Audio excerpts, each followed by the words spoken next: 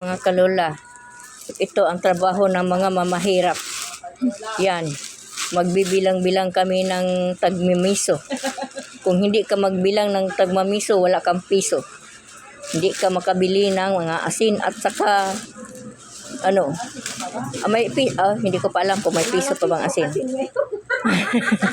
Wala na palang piso ang asin. 5 piso na pala. Kailangan magbilang ng 5 piso. Maingay ako, baka malito itong nagbibilang. Sana hindi ka malito. Para tuloy-tuloy ang pagbibilang. Sana all magbilang siya. Yun. Ilang piraso na yun? Sana bubuyog. Bilang-bilang mo na para may piso. Kung hindi ka magbilang, wala kang piso. Tutulungan mo na natin. Yan. Yan ang buhay namin ng mga factory worker ng damit. Yan.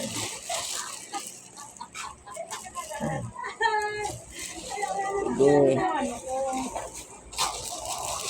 Yan, bilang na.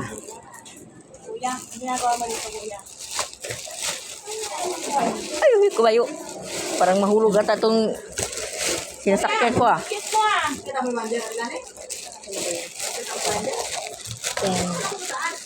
Lista na book.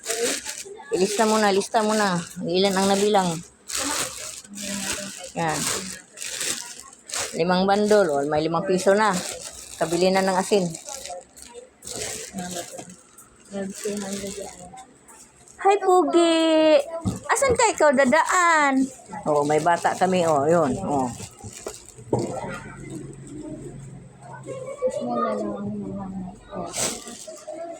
Sa kabilang-bilang, tingnan mo yung bata namin. Doon na lang. Ang bata. Doon ang bata. Natago na lang ang bata. Diyan ka muna bata ha. Kaya nabibilang pa kami para may pambili kami ng ginamos.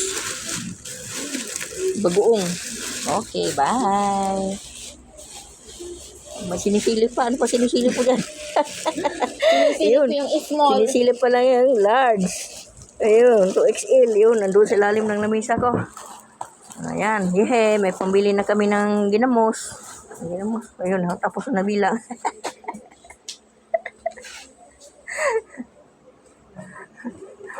Ay, naka. Kinabuhay yung pobre.